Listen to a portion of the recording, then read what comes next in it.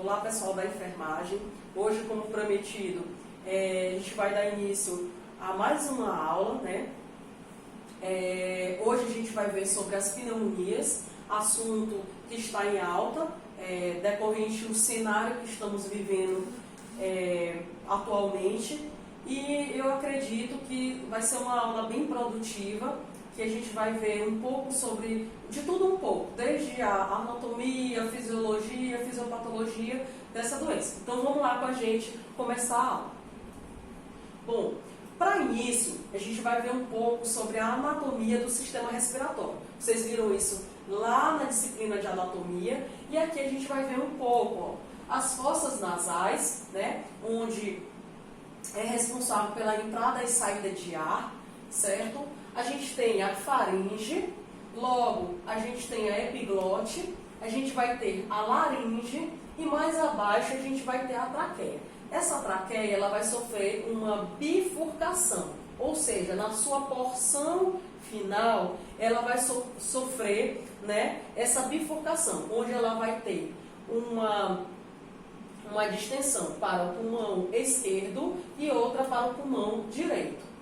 Esses brônquios, né, eles vai dar espaço aos bronquíolos, certo? E depois aos alvéolos. Alvéolos é essa imagem mais ampliada que vocês estão vendo lá à esquerda, onde existe cavernas, onde vai haver as trocas gasosas. Aqui de forma mais ampliada, mais uma vez, a gente tem a traqueia, certo? Onde ele vai sofrer essa bifurcação, onde uma parte vai para o pulmão esquerdo, outra para o pulmão direito. A gente tem os brônquios de segunda ordem, que são essas ramificações, por isso que a gente chama de árvore brônquica. Por quê? Porque depois da traqueia aqui, que ela sofre essa bifurcação, ela vai ter ramificações. Essas ramificações, ela dá a impressão de uma árvore, né? Onde tem seu caule e depois ela vai formar os galhos, né? Então a gente tem os galhos como se fossem os brônquios, né, de segunda ordem, e os bronquíolos e posteriormente os alvéolos, certo? Além dessas partes do pulmão, a gente vai ter a pleura, que a pleura ela vai estar encobrindo todo o pulmão, que ela é responsável pela lubrificação pulmonar, para que no momento da inspiração e expiração ela tenha o mínimo de atrito possível. Então, todas as partes do nosso corpo ele tem funções, e funções importantes. Olha, a gente vai falar um pouco sobre a ventilação pulmonar. Bom,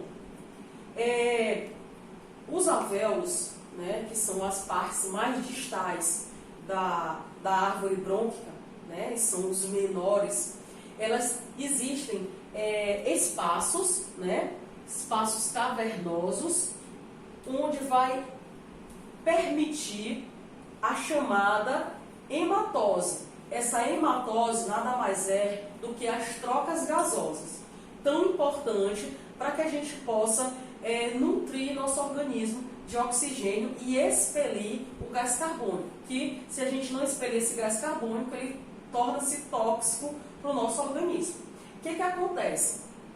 Nosso processo de inspiração e de expiração, ele não ocorre de forma tão simples, somente a entrada e a saída de ar, né? Existe todo um processo, vamos dizer assim, microscópico. Quando o ar entra, né, a gente vai ter o sangue, onde a gente vai ter todo envolvido nos alvéolos os capilares sanguíneos, né, que são vasos bem minúsculos, por isso a gente chama eles de capilares, e esses capilares vão ser responsáveis pela entrega do sangue rico em gás carbônico e absorver o oxigênio e nutrir esse sangue, né, de oxigênio para que ele possa ser levado para o restante do organismo. Então esse processo de trocas gasosas, eles são chamados de hematose. Aqui, ó, a hematose de forma mais ampliada, para que vocês possam entender da melhor forma possível.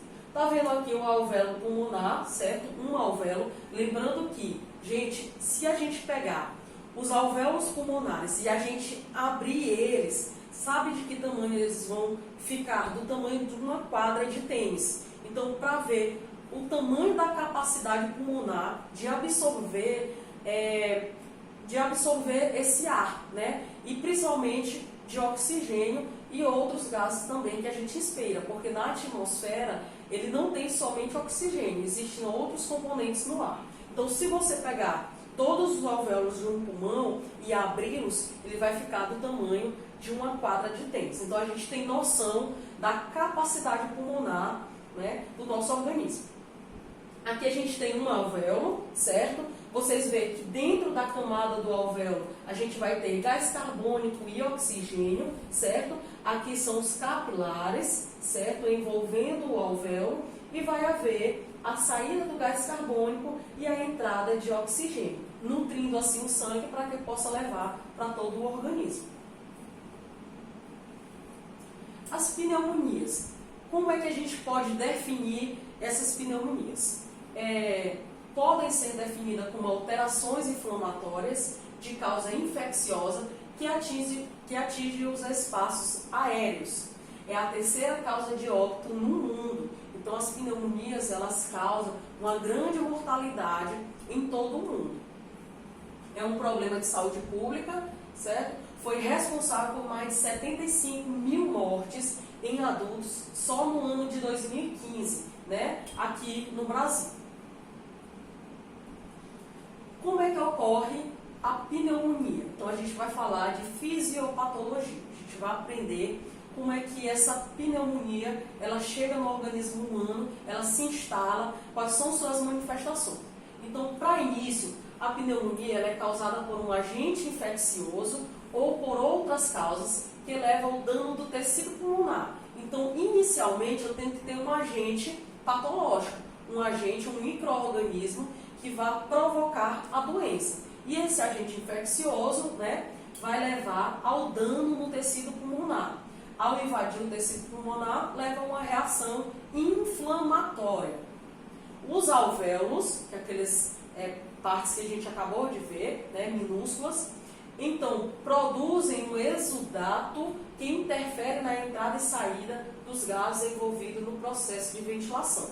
Então, de uma forma mais simples falando, o micro-organismo atinge os pulmões, que vai atingir os alvéolos, provoca um processo inflamatório. Esse processo inflamatório vai formar exudato, por exemplo, o pus, né, que é o famoso muco,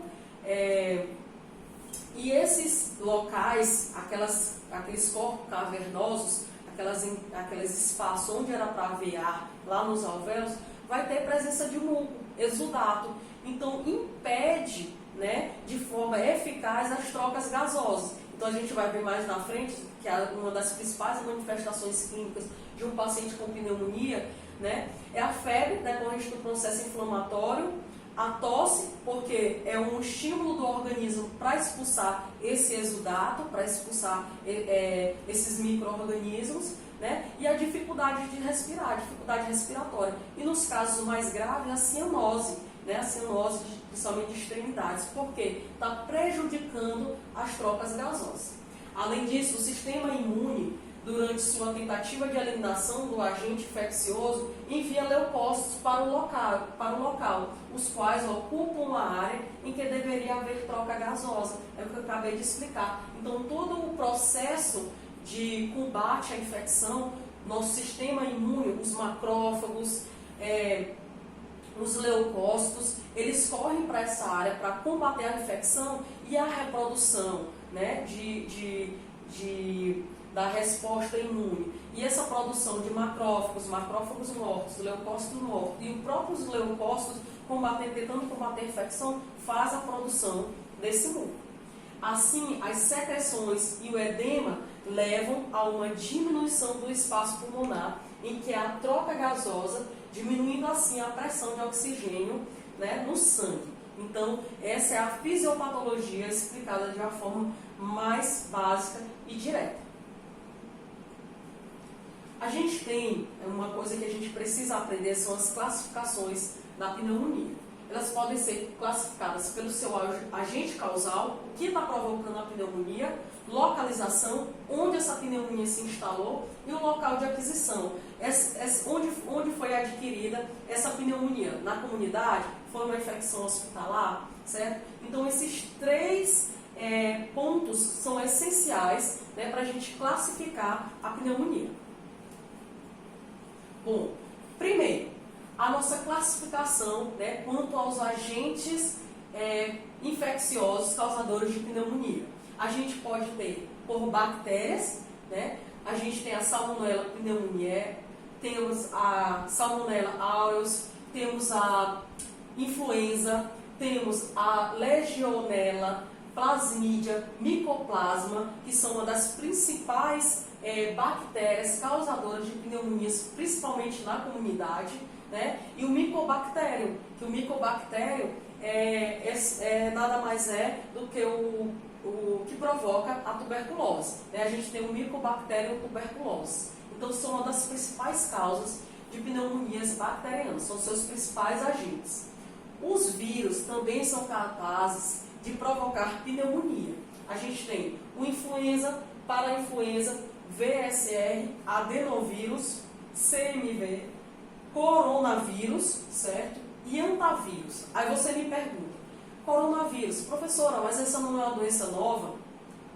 É uma doença nova, por isso ele chama novo coronavírus. No entanto, o coronavírus é uma doença que ele já atingiu a população em 2013, se eu não me engano.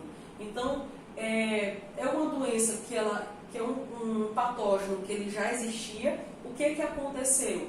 Houve mutações, né? E esse vírus, ele conseguiu fazer com que nessa mutação ele fosse mais letal, ele fosse mais agressivo. Então, ele tem uma alta taxa de infecção, ele atinge uma população muito rápida, né? E ele tem alta patogenicidade, ou seja, uma vez atingindo o organismo humano, ele tem uma alta probabilidade de desenvolver a doença. Mas a gente vai ver sobre o coronavírus, o novo coronavírus, em um especial, num outro vídeo que eu vou mandar para vocês. Os fungos, né? Os fungos também podem ser causadores de pneumonia. No entanto, eles são mais raros, né? Eles são mais evidentes, são mais propícios a desenvolver a doença em pessoas com um sistema imunológico muito debilitado. Por exemplo, pessoas que têm HIV, né? Portadores de HIV, são bem comuns eles desenvolverem uma pneumonia decorrente de fungos. E aqui a gente tem os mais comuns, pneumófilos, pneumocistes, a Chlamydia albicans, né? Aspergillus, são as mais comuns que causam pneumonia. E outras etiologias, a gente tem os protozoários e helmintos, mas são muito raros. Não infecciosas, a gente tem alérgica, tóxica e as neoplásica e aspiração. Também são outras causas que não infecciosas que podem provocar a pneumonia. A gente vai também explicar essas não infecciosas um pouquinho mais na frente. Classificação quanto à localização. Lembra lá do item 2? Quanto à localização, né? A gente tem a broncopneumonia, que é quando envolve as vias aéreas distais, e os alvéolos. Então, quando essa pneumonia ela atinge o processo infeccioso, seja ele viral, bacteriano ou fúngica, ele atinge os alvéolos, a gente vai chamar elas de broncopneumonia. Quando ela atinge o lóbulo, né, o lobular, quando se restringe a parte de um lobo pulmonar. Então, a gente sabe que o nosso pulmão ele é dividido em lóbulos. Então, quando ele é restrito ao lóbulo, ele é a pneumonia lobular. E esse outro lobar é quando atinge todo um lobo pulmonar, ou seja, ele atinge um pulmão como um todo, seja ele bilateral, esquerdo e direito, seja ele somente unilateral, certo? Então, dependendo do local, a gente pode classificar essa pneumonia. Broncopneumonia. Eu espero que vocês não estejam dormindo igual a minha assistente aqui de vídeo, que esqueceu de passar o slide. Então, a gente tem aqui, ó, a representação aqui. Gente, presta atenção aqui, ó. A broncopneumonia, certo? A gente tem lá, né, provocando uma inflamação nos alvéolos. A gente consegue ver no raio-x, né? Ó, broncovascular bilateral. Essa pessoa aqui, ela tem uma pneumonia bilateral. Então, múltiplas imagens arredondadas, a gente consegue ver, ó, as múltiplas imagens arredondadas, que a gente consegue ver que são bem delimitadas aos brônquios, né? Aos alvéolos, né? Aqui, ó, arredondadas, saculares, de paredes espessadas. Então, o raio-x característico de uma pneumonia, de uma broncopneumonia, ele vai ser mais ou menos assim. Isso aqui está uma imagem bem bonita, né? A gente consegue ver os espaços bem delimitados dos brônquios. A pneumonia lobular. Gente, olha a diferença daquele raio-x anterior e para esse raio-x agora, certo? Aqui a gente tem o lóbulo direito, né? Ele é representado por 3 lóbulos. Então a gente consegue ver a delimitação do lóbulo aqui afetado. Lembrando que, gente, o raio-x, quando ele é realizado, as partes pretas, né, são as partes que têm ar. Então todo raio-x, quando essa parte mais escura, ele é a presença de ar. Quando ele tem uma parte mais esbranquiçada, a gente tem uma parte mais maciça, né? A gente tem uma presença mais de secreções, né? Que é o que evidencia aqui no local da inflamação, né? Essa inflamação, a presença de líquidos no pulmão. Então a gente vai ver uma parte mais esbranquiçada, líquido ou nu. Né? Então a gente consegue delimitar, né, o local da inflamação aqui e não especificadamente lá nos alvéolos, certo? Esse raio-x aqui é uma pessoa com de 23 anos de idade, né, portadora de HIV e, HIV negativo, né, e ela tem a presença de expectoração de catarro, expectoração de muco, né, e ela apresentou febre, né, todos os sintomas clássicos de pneumonia, tosse, expectoração, febre, né, de 39 graus a 40, que são bem característicos das pneumonias, dor muscular, fraqueza, né? Então ela foi testada positivo para tuberculose. Então a gente consegue ver aqui uma área mais ampliada, né, da parte lá do lóbulo pulmonar, e a gente consegue ver a pneumonia mais delimitada. E aqui a pneumonia lobar, quando ela atinge uma área total do pulmão, certo? A gente consegue ver esse raio-x bem evidenciado aqui, certo? Tanto esse aqui da direita quanto aquele da esquerda, certo? Consolidação alveolar extensa, aqui, ó, bem extensa, ocupando uma grande área do parênquimas pulmonar, como um lobo inteiro. Principalmente, o principal agente são os pneumococos, em 90% dos casos. Então, o processo inflamatório tem disseminação relativamente uniforme nos lobos pulmonares, dando ao parênquima padrão homogêneo de acometimento. Então, ó, todo o lobo pulmonar está acometido. 3. Quanto à classificação ao local que foram adquiridas. Então, são as principais itens da classificação da pneumonia. A gente tem as pneumonias comunitárias, gente, é bem importante isso, sempre cai em questões de concurso. Então, são aquelas contraídas fora do ambiente hospitalar e em ambientes especiais de saúde, ou que se manifestam em até 48 horas após o acesso à unidade assistencial. O que isso quer dizer? Gente, se eu tenho um paciente que ele chegou, foi internado, com 24 horas, ele foi diagnosticado com uma pneumonia, eu vou considerar esse paciente que ele foi uma pneumonia adquirida na comunidade, uma PAC, pneumonia adquirida na comunidade, certo? Por quê? Porque só é considerado uma pneumonia hospitalar após 48 horas desse paciente internado. Então, antes disso, eu considero uma pneumonia comunitária. Ele já veio da comunidade com a pneumonia, certo? Mesmo que ele não apresente todos os sintomas clássicos nas primeiras horas de internação né? Mas até 48 horas foi diagnosticada a pneumonia, é uma pneumonia comunitária. Posterior a isso, ele é uma pneumonia adquirida nos hospitais. E para que eu preciso saber isso? Tudo não é pneumonia? Vou fazer o tratamento dependendo do agente etiológico? Não. Por quê? Porque as pneumonias adquiridas na comunidade, elas têm os seus patógenos, né, característicos da comunidade. São certos tipos, por exemplo, um hospital que não faz cultura. Eu não vou saber especificadamente qual tipo de agente provocou aquela pneumonia. Mas eu sei quais são os agentes mais comuns da comunidade. Então eu vou conseguir guiar o meu tratamento. Diferentemente de uma pneumonia hospitalar, que geralmente, em sua maioria, podem ser mais severas, porque são, em sua maioria, micro-organismos mais resistentes. Então, eu já vou ter uma forma de guiar minha conduta clínica de forma diferente e o tipo de antibiótico que eu vou utilizar, certo?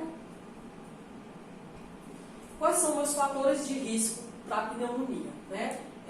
Dependem do agente etiológico, mas os principais a gente vai ter condições que produzem muco ou obstrução brônquica, por exemplo, câncer, tabagismo, doença pulmonar obstrutiva crônica, a DPOC. No tabagismo, a gente sabe, todos nós somos conhecedores, que a fumaça inalada no ato de fumar, ao longo do tempo, eles deterioram, né, toda a camada pulmonar, na sua parte mais íntima, né, destroem as partes ciliares, que vão haver filtrações na entrada desse ar, e fazendo com que ele fique mais propício a provocar, adquirir esses agentes infecciosos, eles se desenvolverem por não ter a camada protetora. Além da própria deterioração do tecido pulmonar, né, provocar inflamações crônicas. Imunossupressão com baixa contagem de neutrófilos e tabagismo, que é o que a gente já falou. Então, essa imunossupressão, pessoas que têm um sistema imunológico mais baixo, seja ele uma pessoa com HIV, seja ele uma pessoa que não tem uma dieta rica em proteínas, então eles vão estar mais propensas a desenvolver a pneumonia. Imobilidade prolongada, né, pacientes acamados, eles também, por exemplo, têm uma diminuição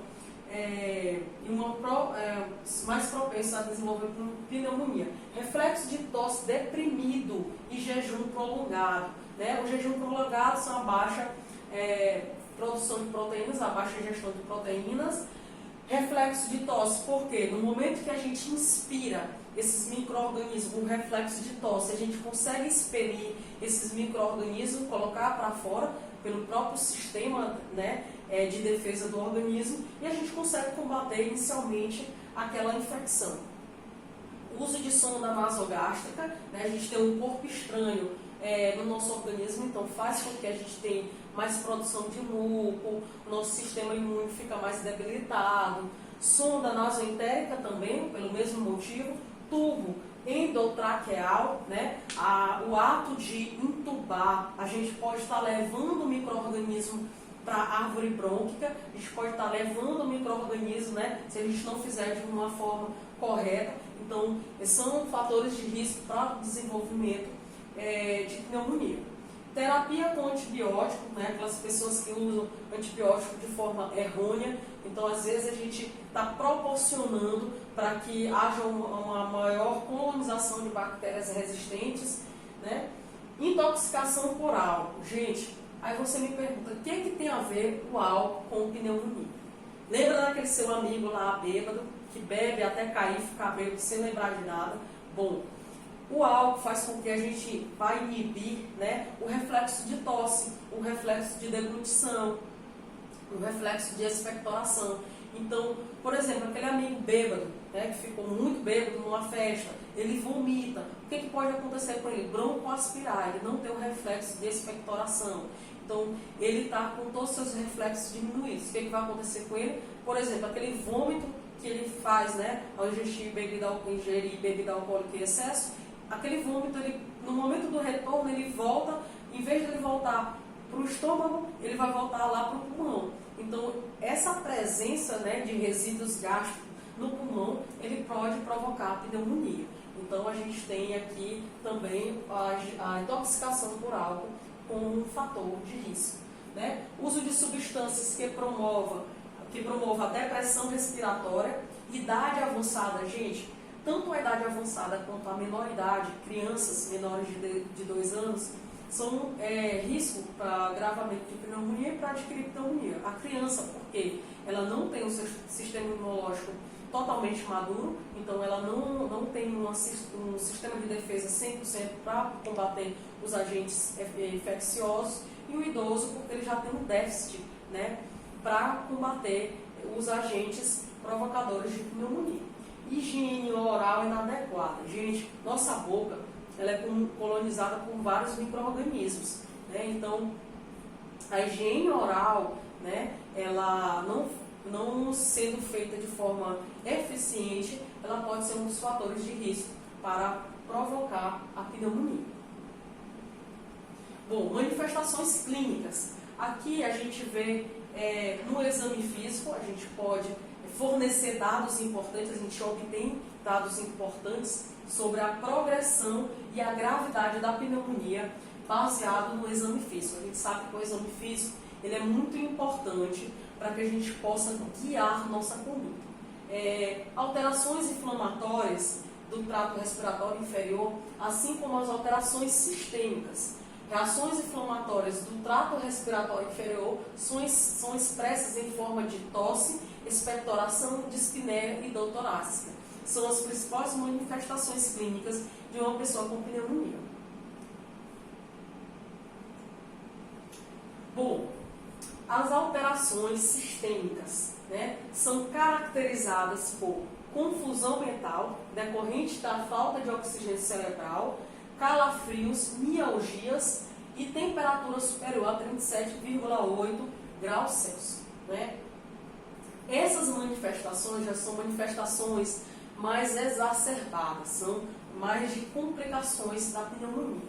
A febre é um sinal importante na detecção de processos infecciosos e as temperaturas costumam ser bastante altas, atingindo até 40 graus Celsius. E a gente sabe que, principalmente em criança, uma temperatura de 40 graus Celsius, uma criança pode chegar até a convulsionar decorrente da hipertermia, certo? As principais sintomas da pneumonia. A sistêmica, como a gente já viu, febre alta, calafrios. Na pele, viscosidade e cor azulada. Lembra lá da cianose de extremidades que eu falei? Lá na trocas gasosas, lá nos alvéolos, onde vai ter um déficit na troca gasosa, então a gente pode provocar, né? A doença pode provocar cianose em extremidades. Nos pulmões, a gente vai ter tosse com catarro ou fleuma, falta de ar, porque onde era para ter ar vai ter o quê? Muco, vai ter o processo inflamatório, vai haver a produção de muco, né? Seja ele amarelado ou esverdeado, isso vai depender do agente causador, né? Por isso que no exame físico é tão importante a gente perguntar para o paciente: tem tosse? Tem. Tem produção de muco, de catarro? Tem. Qual o aspecto desse catarro? É esverdeado, é amarelado? Isso vai poder nos guiar também para definir qual o agente patológico.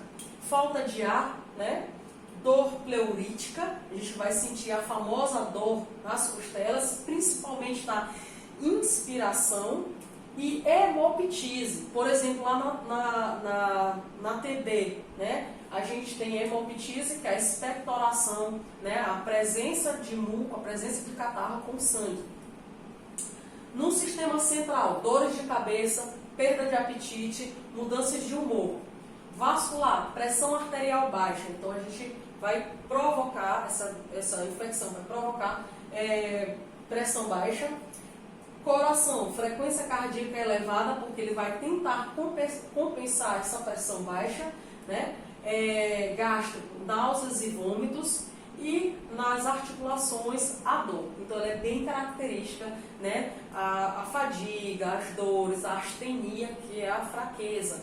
Né? O paciente chega com fraqueza, falta de apetite, dor. Então, todos esses sintomas são clássicos da pneumonia. do exame físico, né? O exame físico, a gente tem a ausculta e a percussão, que fazem as principais alterações ligadas à presença da pneumonia. Na ausculta pulmonar, pode-se encontrar diminuição dos murmúrios vesiculares, que hoje a literatura ele já não fala mais em murmúrios vesiculares, ele fala em sons pulmonares, certo? O que são os sons pulmonares, murmúrios vesiculares? A entrada e saída de ar, né? Então, a entrada e saída de ar são os murmúrios vesiculares, né? Sons pulmonares. Numa pessoa que não tem doença pulmonar, ela vai ser murmúrios vesiculares presentes, porque entrada e saída de ar normalmente fisiológico. E a sua diminuição, né, de murmúrios vesiculares é a diminuição, consequentemente, da entrada e saída de ar. Por quê? Porque está com um processo inflamatório, tem presença de muco. Então, na ausculta pulmonar, a gente vai ter esses sons pulmonares diminuídos. Aparecimento de ruídos adventícios. Agora, os ruídos adventícios são os sons patológicos, né, que a gente, na pneumonia, ele é bem característico a gente auscultar os roncos, né? Eles são os sons mais graves, né? E a gente consegue ver esse ruído adventício em forma de ronco característico lá na pneumonia decorrente do som passando onde há presença de muco, né? A percussão quando a gente faz, né, num paciente dígito digital, lá que a gente faz a percussão lá do pulmão, a gente vai conseguir ver o quê? Nos casos mais avançados de pneumonia, a gente pode identificar a submaciez. Por quê? O normal do nosso pulmão, onde há ar, ele é para ser um som mais claro pulmonar, um som mais timpânico. Se no lugar de ar eu tenho presença de muco, presença de secreção, processo inflamatório, eu vou ter um som mais submaciço. Então, na percussão, eu vou ter bem característico esse som sobre a área afetada do pulmão. Então, quando você vai fazer toda a percussão no pulmão, vamos dar um exemplo aqui. A gente tem uma pessoa aqui, a gente vai fazer a percussão, né? Então, a gente vai, sempre quando a gente for fazer a percussão na área torácica desse paciente, a gente vai dividir entre a parte superior, a parte inferior do lado direito, parte superior, parte inferior do lado direito, assim como a parte média, né? O lóbulo médio do pulmão, principalmente da parte direita. Então, a gente vai ter, né, esse som submaciço na área mais acometida. Então, antes de você verificar um raio-x, você consegue fazer mais ou menos identificar onde essa parte, né, em casos mais avançados, essa submaciez. Se ele está no ápice pulmonar, né, na parte superior, na parte inferior do pulmão. A ausculta, a gente sempre tem que dar esse segmento. Ápice pulmonar, sempre comparando o lado direito com o lado esquerdo. Aí você desce pelo lado esquerdo, aqui 2, 3, 4, 5, 6, 7, 8, 9. Então, dessa forma, de forma ordenada, a gente vai fazer a ausculta. Por que a gente tem que fazer dessa forma, sempre comparando um lado com o outro? Para que a gente possa identificar a diferença da ausculta do lado direito para o lado esquerdo. Para a gente conseguir auscultar sons patológicos e onde estão localizados esses sons patológicos. Bom, mas aqui de forma mais simples, alterações sistêmicas. Confusão mental, calafrios, mialgia, febre. Né? Alterações no exame físico. Murmúrios vesiculares presentes, né? Diminuídos, os murmúrios vesiculares diminuídos, ruídos adventícios e a submaciez na percussão.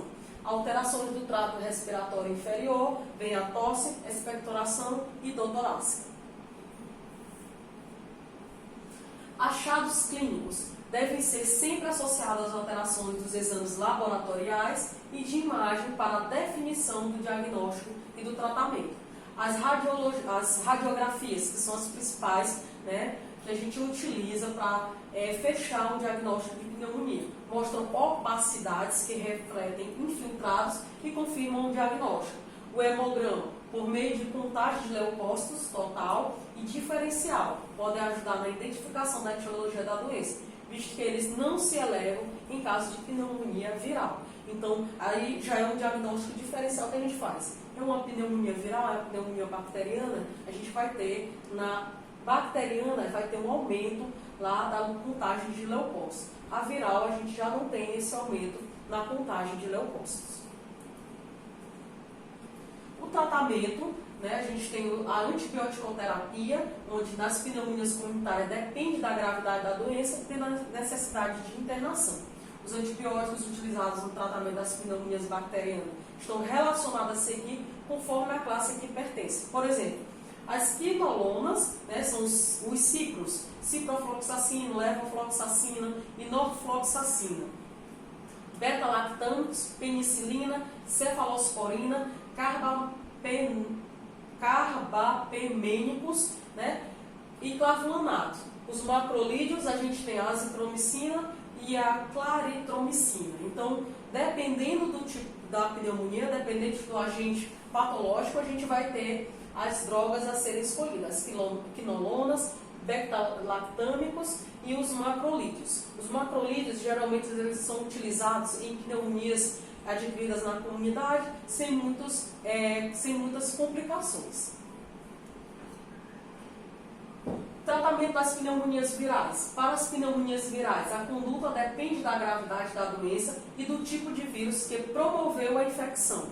É indicada apenas em casos graves e em imunocomprometidos após a identificação do tipo de vírus. São 5 tipos de antivirais possíveis. A gente tem amantadina, rimatandina, zanamivir, que são os mais conhecidos, oseltamivir também, e a ribavirina, certo?